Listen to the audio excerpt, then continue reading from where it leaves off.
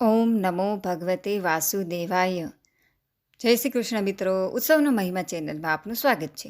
મહર્ષિ વેદવ્યાસ રચિત શ્રીમદ ભાગવત મહાપુરાણ સ્કંધ 3 અધ્યાય 28. અષ્ટાંગ યોગની વિધિ. કપિલ ભગવાન કહે છે, માં, હવે હું તમને સબીજ ધ્યેય સ્વરૂપના આલંબનથી યુક્ત યોગનું લક્ષણ બતાવું છું કે જેના થકી ચિત્ત શુદ્ધ અને પ્રસન્ન થઈને પરમાત્માના માર્ગમાં પ્રવૃત્ત થઈ જાય છે.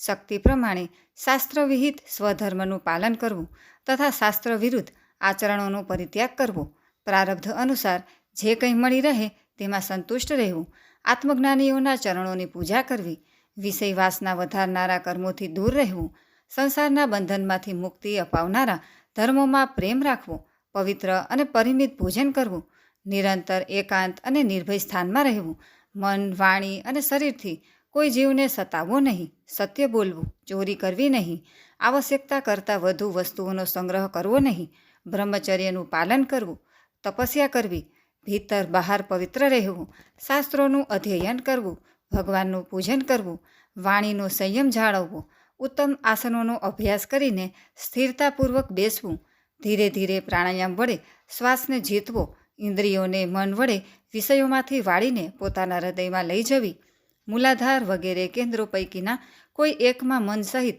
પ્રાણોને સ્થિર કરવા, ભગવાનની લીલાઓનું નિરંતર ચિંતન કરવું અને ચિત્ત તેમાં પરોવવું.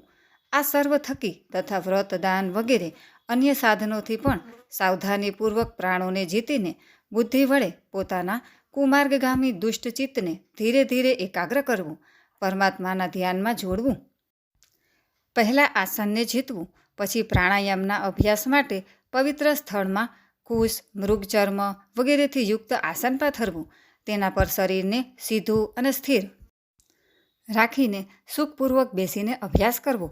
આરંભમાં પૂરક, કુંભક અને રેચક એ ક્રમથી અથવા તેથી ઉલટું, રેચક, કુંભક અને પૂરક એ ક્રમથી પ્રાણના માર્ગનું શોધન કરવું કે જેથી ચિત્ત સ્થિર અને નિશ્ચલ થઈ જાય.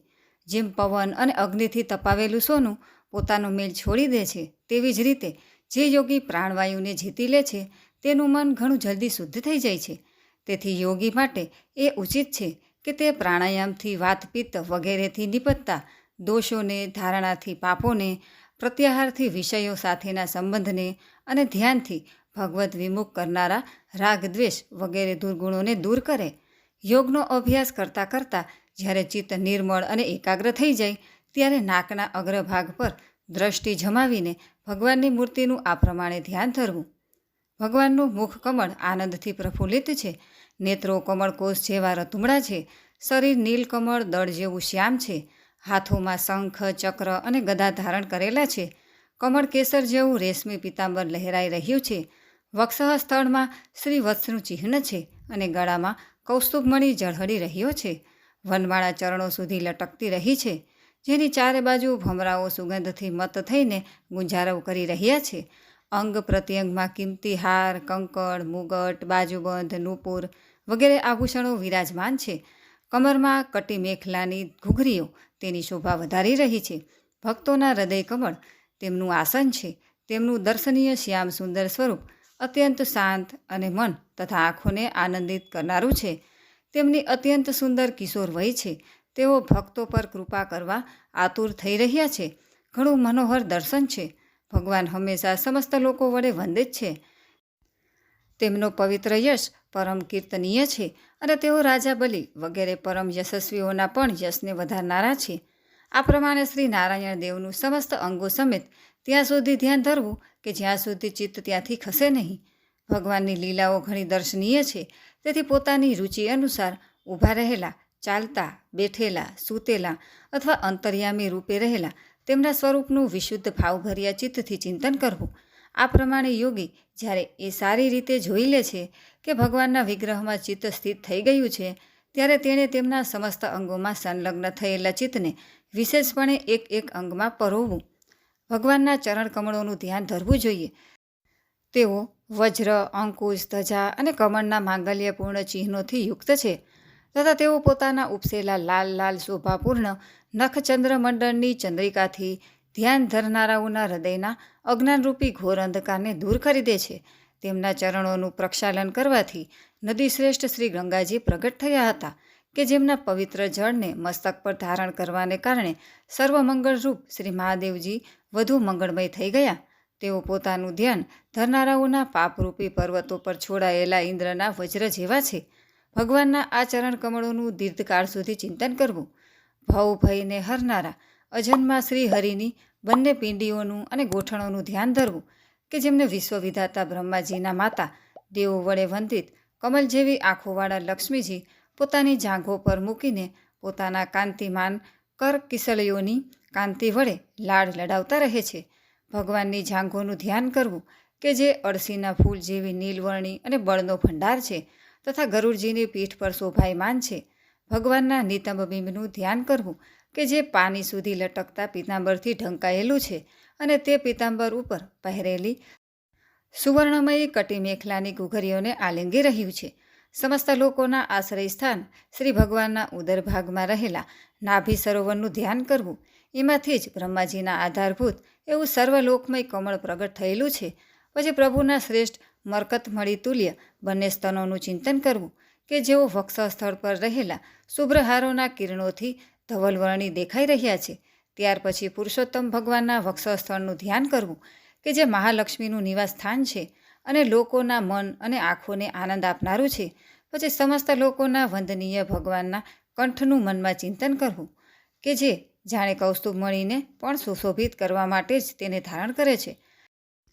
સમસ્ત લોકપાલોની આશ્રયભૂત એવી ભગવાનની ચારે ભુજાઓનું ધ્યાન ધરવું કે જેમાં ધારણ કરેલા કંકળ વગેરે આભૂષણો સમુદ્ર મંથન વેળાએ મંદરાચલના ઘસાવાથી અધિક ઉજ્જવળ થઈ ગયેલા છે. આ જ પ્રમાણે જેના તેજને સહન કરી શકાતું નથી તે 1000 ધારોવાળા સુદર્શન ચક્રનું તથા તેમના કરકમળમાં રાજહંસની જેમ વિરાજમાન શંખનું ચિંતન કરવું. પછી પ્રતિપક્ષી વીરોના રુધિરથી ખરડાયેલી પ્રભુની પ્રિય કૌમુદકી ગદાનું, ભમરાઓના નાદથી ગુંજાયમાન વનમાળાનું અને તેમના કંઠમાં શોભતા સમસ્ત જીવોના નિર્મળ તત્વરૂપી કૌસ્તુભમણીનું ધ્યાન ધરવું. ભક્તો પર કૃપા કરવા માટે જ અહીં સાકાર રૂપ ધારણ કરનારા શ્રીહરિના મુખકમળનું ધ્યાન ધરવું કે જે સુઘડ નાસિકા વડે સુશોભિત છે અને ઝગમગતા મકરાકૃત કુંડળોના હાલવાથી અતિશય પ્રકાશમાન થતા સ્વચ્છ કપલોને કારણે ઘણું જ મનોહર જણાઈ આવે છે. કાળી કાળી વાકડિયાળી કેસાવલીથી શણગાર પામેલું ભગવાનનું મુખમંડળ પોતાની છબી વડે ભમરાઓથી સેવાયેલા કમળકોશનો પણ તિરસ્કાર કરી રહ્યું છે અને તેમાંના કમળ સદૃશ વિશાળ અને ચંચળ નેત્રો તે કમળકોશ પર ઉછળતા માછલીઓના યુગ્મની શોભાને પરાસ્ત કરી રહ્યા છે. ઉન્નત ભ્રુલતાઓથી સુશોભિત ભગવાનના આવા મનોહર મુખારવિંદની મનમાં ધારણા કરીને આળસ રહિત થઈને તેનું જ ધ્યાન ધરવું. હૃદય ગુહામાં દીર્ઘકાળ સુધી ભક્તિભાવપૂર્વક ભગવાનના નેત્રોના કટાક્ષનું ધ્યાન ધરવું જોઈએ કે જે કૃપાપૂર્વક અને પ્રેમભર્યા સ્મિતથી ક્ષણે ક્ષણે વધુને વધુ વૃદ્ધિ પામતો રહે છે, વિપુલ પ્રસાદની વૃષ્ટિ કરતો રહે છે અને ભક્તોના અત્યંત ઘોર તાપોનું શમન કરવા માટે જ પ્રગટ થયેલો છે. શ્રીહરિનું હાસ્ય શરણાગતોના તીવ્રમાં તીવ્ર શોકના અશ્રુસાગરને સૂકવી દે છે અને અત્યંત ઉદાર છે. મુનિઓના કલ્યાણ સારું કામદેવને મોહિત કરવા માટે જ શ્રીહરિએ પોતાની માયા વડે પોતાનું ભ્રુમંડળ બનાવ્યું છે. તેનું ધ્યાન ધરવું. અત્યંત પ્રેમાર્ધ ભાવથી પોતાના હૃદયમાં વિરાજમાન શ્રીહરિના ખડખડતા હાસ્યનું ધ્યાન ધરવું કે જે ખરેખર ધ્યાનને જ યોગ્ય છે તથા જેમાં ઉપલા અને નીચલા બંને અધરોની અત્યંત અરુણ કાંતિને કારણે તેમના કુંદકળીઓ જેવા સફેદ નાના નાના દાંતો પરની લાલીમાં જેવું પ્રતીત થતું રહે છે. આ પ્રમાણે ધ્યાનમાં તન્મય થઈને તેમના સિવાય અન્ય કોઈ પણ પદાર્થને જોવાની ઈચ્છા કરવી નહીં. આ પ્રમાણે ધ્યાનના અભ્યાસથી સાધકનો શ્રીહરિમાં પ્રેમ થઈ જાય છે. તેનું હૃદય ભક્તિથી દ્રવિત થઈ જાય છે. શરીરમાં આનંદના અતિરેકને કારણે રોમાંચ થવા લાગે છે. ઉત્કંઠાજનિત પ્રેમારસુઓની ધારામાં તે વારંવાર પોતાના શરીરને નવડાવે છે અને પછી માછલી પકડવાના કાંટાની જેમ તે શ્રીહરિને પોતાની તરફ ખેંચવાના સાધન તરીકે પોતાના ચિત્તને પણ ધીરે ધીરે ધ્યેય વસ્તુમાંથી વાળી લે છે. જેમ તેલ વગેરેના દીવાની જ્યોત પોતાના કારણરૂપી તેજના તત્વમાં લીન થઈ જાય છે તેવી જ રીતે આશ્રય, વિષય અને રાગથી રહિત થઈને મન શાંત બ્રહ્માકાર થઈ જાય છે. આવી અવસ્થા પ્રાપ્ત થતાં જીવ ગુણ પ્રવાહરૂપી દેહ વગેરે ઉપાધિઓમાંથી નિવૃત્ત થઈ જવાને કારણે ધ્યાતા, ધ્યેય વગેરે વિભાગોથી રહિત અખંડ પરમાત્માને જ સર્વત્ર અનુગત જુએ છે. યોગના અભ્યાસથી પ્રાપ્ત થયેલી ચિત્તની આ અવિદ્યા રહિત લયરૂપી નિવૃત્તિને લીધે પોતાના સુખ દુઃખ રહિત બ્રહ્મરૂપી મહિમામાં સ્થિત થઈને પરમાત્મ તત્વનો સાક્ષાત્કાર કરી લેવાથી તે યોગી સુખ દુઃખના જે ભોગતાપણાને પહેલાં અજ્ઞાનને લીધે પોતાના સ્વરૂપમાં જોતો હતો તેને તે હવે અવિદ્યાકૃત અહંકારમાં જ જુએ છે. જેમ મદિરાના નશાથી ચકચોર મનુષ્યને પોતાની કમર પર લપટેલા વસ્ત્રના રહેવાનું કે પડી જવાનું કશું પણ ભાન રહેતું નથી, તેવી જ રીતે ચરમ અવસ્થાને પ્રાપ્ત કરનારા સિદ્ધ પુરુષને પણ પોતાના શરીરના બેસવા ઉઠવામાં અથવા દૈવવશાત ક્યાંક જવામાં કે પાછા વળવામાં કશું પણ જ્ઞાન રહેતું નથી, કારણ કે તે પોતાના પરમાનંદમય સ્વરૂપમાં સ્થિત હોય છે. તેનું શરીર તો પૂર્વજન્મના સંસ્કારોને આધીન છે. તેથી જ્યાં સુધી તેનું પ્રારબ્ધ શેષ હોય છે ત્યાં સુધી તે ઇન્દ્રિયો સહિત જીવતો રહે છે. પરંતુ જેને સમાધિ સુધીની યોગની અવસ્થા પ્રાપ્ત થઈ ગયેલી છે અને જેણે પરમાત્માના તત્વને પણ સમ્યકપણે જાણી લીધું છે, તે સિદ્ધ પુરુષ પુત્ર પત્ની સહિત આ શરીરનો સ્વપ્નમાં પ્રતીત થતા શરીરોની જેમ ફરી સ્વીકાર કરતો નથી. પછી તેમાં અહંતા મમતા કરતો નથી. જે રીતે અત્યંત સ્નેહને કારણે પુત્ર અને ધન વગેરેમાં પણ સાધારણ જીવોની આત્મબુદ્ધિ રહે છે, પણ થોડો સરખો વિચાર કરવાથી જ તે બધા તે જીવોથી સ્પષ્ટપણે અલગ દેખાઈ આવે છે. તેવી જ રીતે જેમને આ પોતાનો આત્મા માની બેઠો છે તે દેહ વગેરેથી પણ તેમનો સાક્ષી પુરુષ અલગ જ છે. જેમ બળતા લાકડાથી, તણખાથી, સ્વયં અગ્નિથી જ પ્રગટ થયેલા ધુમાડાથી તથા અગ્નિરૂપ માનવામાં આવતા તે બળતા લાકડાથી પણ અગ્નિ ખરેખર તો અલગ જ છે. તેવી જ રીતે ભૂતો, ઇન્દ્રિયો અને અંતઃકરણથી તેમનો સાક્ષી આત્મા અલગ છે તથા જીવ કહેવાતા તે આત્માથી પણ બ્રહ્મ અલગ છે અને પ્રકૃતિથી તેના સંચાલક પુરુષોત્તમ અલગ છે. જેમ દેહ દ્રષ્ટિથી જરાયુજ, અંડજ, સ્વેદજ અને ઉદ્ભીજ ચારે પ્રકારના પ્રાણીઓ પંચભૂત માત્ર છે, તેવી જ રીતે સમસ્ત જીવોમાં આત્માને અને આત્મામાં સમસ્ત જીવોને અનન્ય ભાવથી અનુગત જોવા. જેમ એક જ અગ્નિ ભિન્ન ભિન્ન આશ્રયોમાં તેમની વિભિન્નતાને કારણે ભિન્ન ભિન્ન આકારનો દેખાય છે, તેવી જ રીતે દેવ, મનુષ્ય વગેરેના શરીરોમાં રહેનારો એક જ આત્મા પોતાના આશ્રયોના ગુણભેદને કારણે ભિન્ન ભિન્ન પ્રકારનો ભાસે છે. તેથી ભગવાનનો ભક્ત જીવના સ્વરૂપને સંતાડી દેનારી કાર્યકારણ રૂપે પરિણામ પામેલી ભગવાનની આ અચિંત્ય શક્તિમયી માયાનો ભગવાનની કૃપાથી જ જીતીને પોતાના વાસ્તવિક સ્વરૂપમાં બ્રહ્મરૂપમાં સ્થિત થઈ જાય છે. इति श्रीमद्भगवते महापुराणे पारमहंस्या संहिताया द्वितीय स्कंधे कापिलेये साधनानुष्ठानं नामनाष्टा विंशोऽध्याय. ત્રીજા સ્કંધ અંતર્ગત કાપિલેય માનો સાધનાનુષ્ઠાન નામનો 28મો અધ્યાય સમાપ્ત. બોલો કૃષ્ણ કનૈયા લાલ કી જય. અધ્યાય 29મો. ભક્તિનો મર્મ અને કાળનો મહિમા. દેવહૂતિએ પૂછ્યું, હે પ્રભુ, પ્રકૃતિ, પુરુષ અને મહતત્વ વગેરેના જે લક્ષણો સાંખ્યશાસ્ત્રમાં કહેવામાં આવ્યા છે તથા જેમના થકી તેમના વાસ્તવિક સ્વરૂપો અલગ અલગ જાણવામાં આવે છે અને ભક્તિયોગને જ જેનું પ્રયોજન કહેવામાં આવ્યું છે તે તમે મને બતાવ્યા. હવે કૃપા કરીને મને ભક્તિયોગનો માર્ગ વિસ્તારપૂર્વક બતાવો. આ સિવાય જીવોની જન્મ મરણ રૂપી અનેક પ્રકારની ગતિઓનું પણ વર્ણન કરો, જેમને સાંભળવાથી જીવને બધા પ્રકારની વસ્તુઓમાંથી વૈરાગ્ય થાય છે, જેના ભયથી મનુષ્યો શુભ કર્મોમાં પ્રવૃત્ત થાય છે અને જે બ્રહ્મા વગેરેનું શાસન કરનાર છે તે સર્વસમર્થ કાળના સ્વરૂપ વિશે પણ તમે મને કહો. જ્ઞાન દ્રષ્ટિ લુપ્ત થઈ જવાને કારણે શરીર વગેરે મિથ્યા વસ્તુઓમાં જેમને આત્માભિમાન થઈ ગયું છે તથા બુદ્ધિ કર્મમાં આસક્ત રહેવાને કારણે અત્યંત પરિશ્રમી થઈને જેઓ દીર્ઘકાળથી અપાર અંધકારમય સંસારમાં સૂતેલા પડ્યા છે તેમને જગાડવા માટે તમે યોગ પ્રકાશક સૂર્ય જ પ્રગટ થયા છો. શ્રી મૈત્રેયજી કહે છે, હે કુરુશ્રેષ્ઠ વિદુરજી, માતાના આ મનોહર વચનો સાંભળીને મહામુનિ કપિલજીએ તેમની પ્રશંસા કરી અને જીવો પ્રત્યે દયાથી દ્રવીભૂત થઈને ઘણી પ્રસન્નતા સાથે તેમણે આ પ્રમાણે કહ્યું. શ્રી ભગવાન કપિલે કહ્યું, માં, સાધકોના ભાવ અનુસાર ભક્તિ યોગનો અનેક પ્રકારે પ્રકાશ થાય છે, કારણ કે સ્વભાવ અને ગુણોના ભેદને લીધે મનુષ્યોના ભાવમાં પણ વિભિન્નતા આવી જાય છે. જે ભેદદર્શી ક્રોધી મનુષ્ય હૃદયમાં હિંસા, દંભ અથવા મત્સરતાનો ભાવ રાખીને મને પ્રેમ કરે છે તે મારો તામસી ભક્ત છે. જે મનુષ્ય વિષય, યશ અને ઐશ્વર્ય મેળવવાની કામનાથી પ્રતિમા વગેરેમાં મારું ભેદભાવથી પૂજન કરે છે તે મારો રાજસી ભક્ત છે.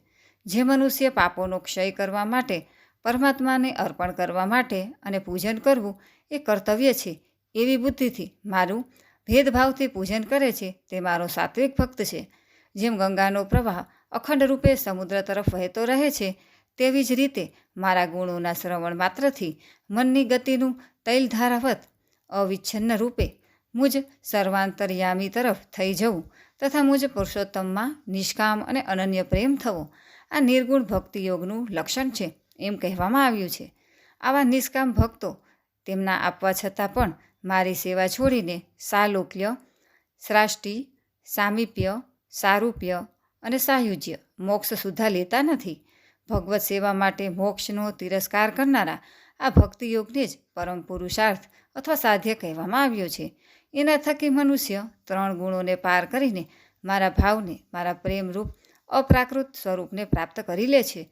નિષ્કામ ભાવથી પોતાના નિત્ય નૈમિતિક કર્તવ્યોનું શ્રદ્ધાપૂર્વક પાલન કરીને હર હંમેશ હિંસા રહિત ઉત્તમ ક્રિયાયોગનું અનુષ્ઠાન કરવાથી, મારી મૂર્તિનું દર્શન, સ્પર્શ, પૂજન, સ્તુતિ અને વંદના કરવાથી, પ્રાણીઓમાં મારી ભાવના કરવાથી, ધૈર્ય અને વૈરાગ્યનું અવલંબન, મહાપુરુષોનો આદર, દિનજનો પર દયા અને સમાન સ્થિતિવાળાઓ પ્રત્યે મિત્રતાનો વ્યવહાર કરવાથી, યમ નિયમોનું પાલન, અધ્યાત્મશાસ્ત્રોનું શ્રવણ અને મારા નામોનું ઊંચા સ્વરે કીર્તન કરવાથી તથા મનની સરળતા, સત્પુરુષોનો સંગ અને અહંકારનો ત્યાગ વગેરેથી મારા ધર્મનું અનુષ્ઠાન કરનારા ભક્તજનોનું ચિત્ત અત્યંત શુદ્ધ થઈને મારા ગુણોના શ્રવણ માત્રથી અનાયાસ જ મારામાં જોડાઈ જાય છે.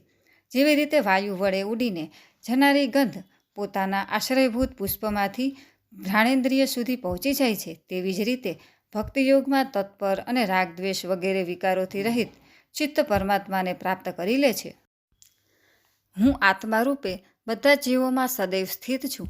તેથી જે મનુષ્યો મુજ સર્વભૂત સ્થિત પરમાત્માનો અનાદર કરીને કેવળ મૂર્તિમાં જ મારું પૂજન કરે છે તેનું તે પૂજન સ્વાંગ માત્ર, આડંબર માત્ર છે. હું સૌનો આત્મા, પરમેશ્વર, બધા જ ભૂતોમાં સ્થિત છું.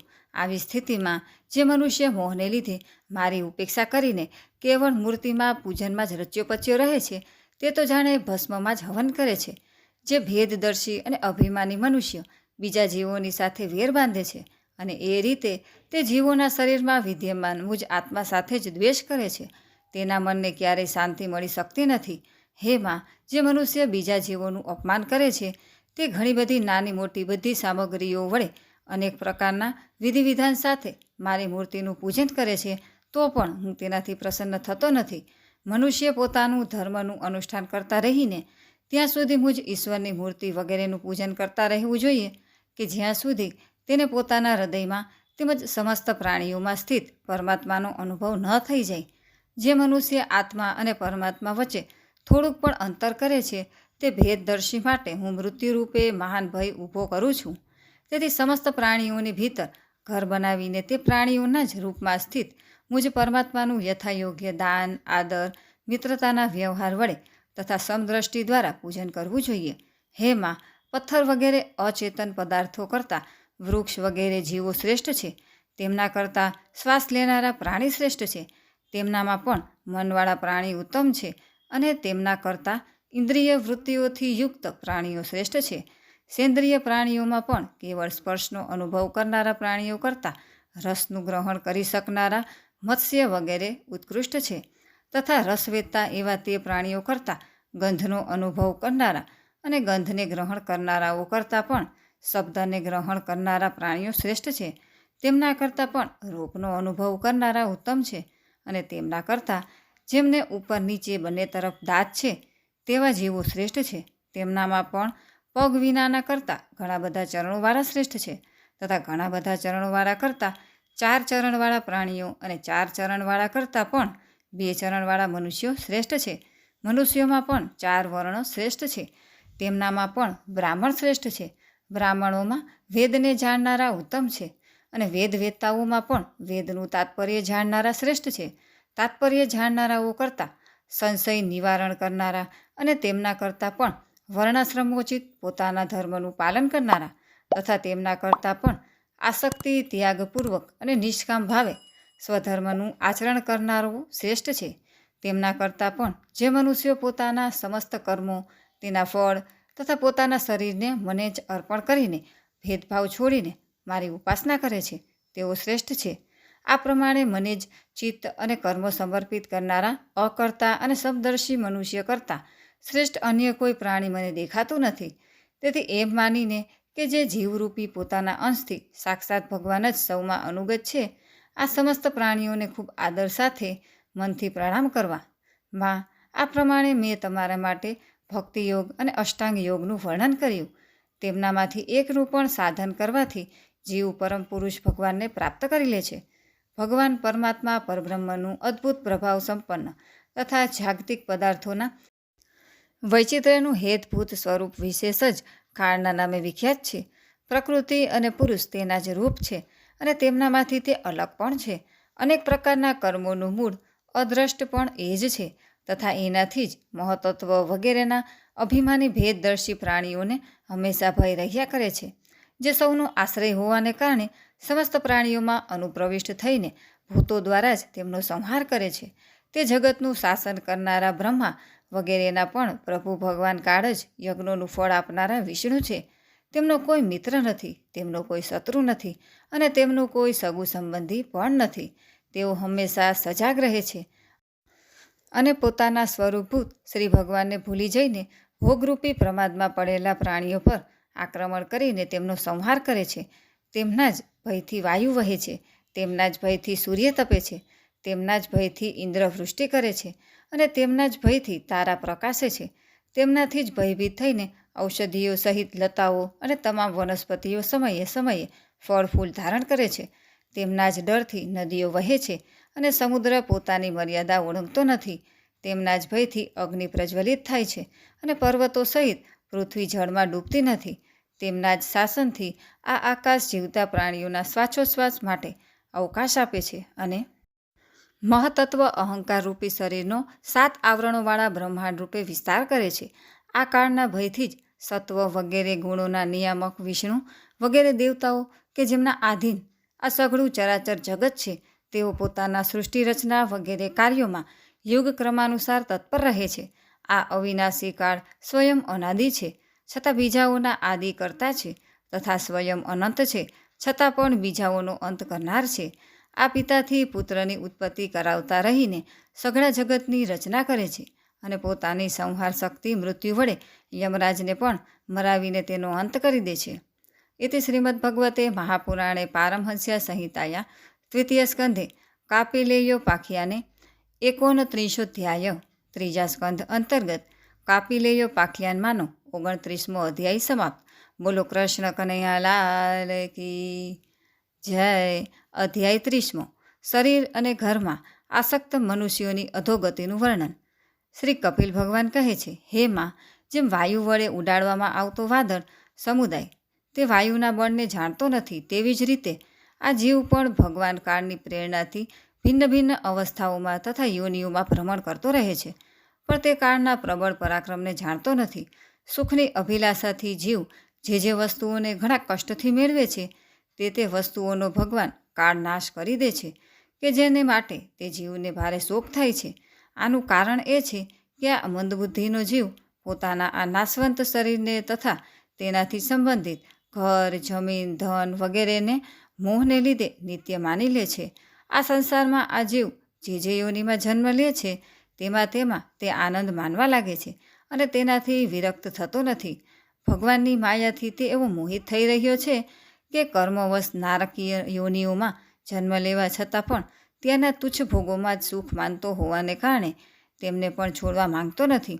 આ મૂર્ખ પોતાના શરીર, પત્ની, પુત્ર, ઘર, પશુ, ધન અને બંધુ બાંધવોમાં અત્યંત આસક્ત થઈને તેમના વિશે વિવિધ પ્રકારના મનોરથો સેવતો રહીને પોતાને ઘણો ભાગ્યશાળી સમજે છે. તેમના ભરણ પોષણની ચિંતાથી તેના સઘળા અંગ બળતા રહે છે.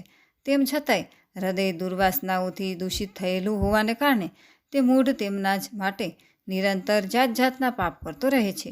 ઉલટા સ્ત્રીઓ વડે એકાંતમાં સંભોગ વગેરેના સમયે પ્રદર્શિત કરેલા કપટભર્યા પ્રેમમાં તથા બાળકોની મીઠી મીઠી વાતોમાં મન અને ઇન્દ્રિયોના ફસાઈ જવાથી ગૃહસ્થ મનુષ્ય ઘરના દુઃખપ્રદાન કપટભર્યા કર્મોમાં ફસાઈ જાય છે. તે સમયે ઘણી સાવધાની વર્તવાથી તેને જો કોઈ દુઃખનો પ્રતિકાર કરવામાં સફળતા મળી જાય છે તો તેને જ તે સુખ માની લે છે. ભયંકર હિંસાવૃત્તિ વડે જ્યાં ત્યાંથી ધન એકઠું કરીને તે એવા લોકોનું પોષણ કરે છે કે જેમના પોષણથી તે નરકમાં જાય છે. પોતે તો તેમના ખાતા પીતા બચેલું જ અન્ન ખાઈને રહે છે. વારંવાર પ્રયત્ન કરવા છતાં પણ જ્યારે તેનો કોઈ ગુજારો થવા પામતો નથી ત્યારે તે લોભને લીધે અધીર થઈ જતાં બીજાના ધનની લાલચ કરવા લાગે છે. જ્યારે મંદભાગ્યને કારણે એનો કોઈ પ્રયત્ન બહાર આવતો નથી અને તે મંદબુદ્ધિવાળો ધનહીન અને કુટુંબનું ભરણ પોષણ કરવામાં અસમર્થ બની જાય છે ત્યારે અત્યંત લાચાર અને ચિંતાતુર થઈને દીર્ઘ નિશાસા નાખવા માંડે છે. એને પોતાનું ભરણ પોષણ કરવામાં અસમર્થ જોઈને તે પત્ની પુત્ર વગેરે એનો પહેલાંના જેવો આદર કરતા નથી. જેમ કૃપણ ખેડૂતો ઘરડા બળદની ઉપેક્ષા કરી દે છે આમ છતાં પણ એને વૈરાગ્ય થતો નથી. જેમને એણે પોતે પાળ્યા પોષ્યા હતા તેઓ જ હવે એનું પાલન પોષણ કરે છે. વૃદ્ધાવસ્થાને કારણે એનું રૂપ બગડી જાય છે, શરીર રોગી થઈ જાય છે, જઠરાગ્નિ મંદ પડી જાય છે, ભોજન અને પુરુષાર્થ બંને ઓછા થઈ જાય છે. એ મરણોન્મુખ થઈને ઘરમાં પડ્યો રહે છે અને પત્ની પુત્ર વગેરેએ અપમાનપૂર્વક આપેલા ટુકડા ખાઈને કૂતરાની જેમ જીવન નિર્વાહ કરે છે. મૃત્યુનો સમય નજીક આવવાથી વાયુના ઉત્ક્રમણથી એની આંખની પૂતળીઓ ચડી જાય છે. શ્વાસોશ્વાસની નળીઓ કફથી ભરાઈ જાય છે. ખાંસી ખાવામાં અને શ્વાસ લેવામાં પણ એને ઘણું કષ્ટ પડે છે તથા કફ વધી જવાને કારણે ગળામાં ઘરઘરાટી થવા લાગે છે.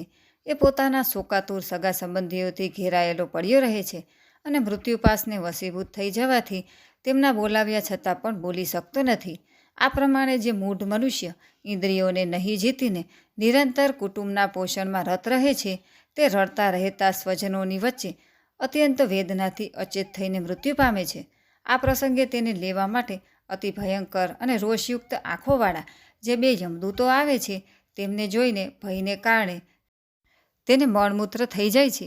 તે યમદૂતો તેને યાતના શરીરમાં નાખે છે અને પછી જેમ સિપાઈ કોઈ અપરાધીને લઈ જાય છે તેવી રીતે તેને ગળામાં દોરડું બાંધીને બળપૂર્વક યમલોકની લાંબી યાત્રાએ તેને લઈ જાય છે. તેમના ગુસ્સાભર્યા ઘાટાઓથી તેનું હૃદય ફાટવા લાગે છે અને શરીર ધ્રુજવા માંડે છે. માર્ગમાં કૂતરાઓ તેને બચકા ભરે છે. તે સમયે પોતાના પાપ યાદ કરીને તે વ્યાકુળ થઈ ઉઠે છે. ભૂખ તરસ તેને બેચેન કરી મૂકે છે તથા ગરમી, દાવાનળ અને લૂથી તે તપી જાય છે.